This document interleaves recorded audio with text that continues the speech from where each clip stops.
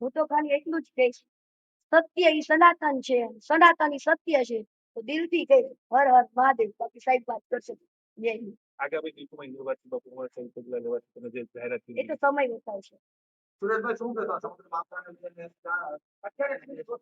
આજે મારા ક્લાયન્ટને અમને અહીંયા પૂછપરછ માટે હાજર થવા માટે પોલીસ દ્વારા લીગલ નોટિસ હતી. પોલીસને એમની તપાસમાં સંપૂર્ણ સહકાર આપવા માટે અમે પ્રતિબદ્ધ છીએ.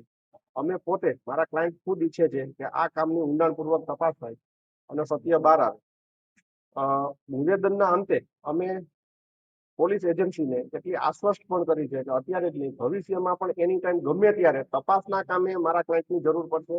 મારા ક્લાયન્ટ સત્ય સાથે તપાસના કામે આપને સહયોગ આપશે.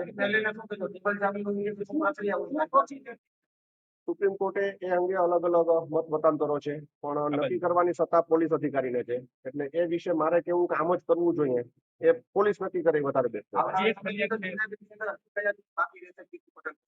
કીર્તિ પટેલ પર હજી એક ફરજ રૂકાવટનો કેસ એવો છે કે જેની તપાસમાં કીર્તિ પટેલને બોલાવવામાં આવેલ નથી.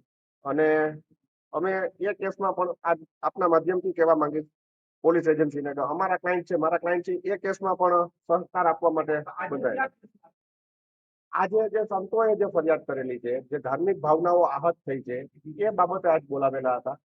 અને આપને મીડિયાના માધ્યમથી હું જણાવવા માંગીશ, પૂરો કેસ છે એ મૃગી કુંડમાં સ્નાન કરવા સંબંધે જ વિવાદ ઉભો થયો છે. એક વૈચારિક મતભેદો ઉભા થયા છે અને એ વૈચારિક મતભેદોના કારણસર કન્સિસ્ટન્ટલી બીજી બે ફરિયાદો થઈ છે.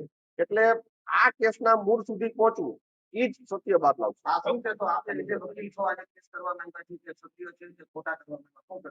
મારા ક્લાયન્ટ નિર્દોષ છે અને મારા ક્લાયન્ટ નિર્દોષ છે એ સંબંધે અમે અમારો પક્ષ છે એ નામદાર કોર્ટ સમક્ષ, નામદાર પોલીસ સમક્ષ સારી રીતે મૂકશું.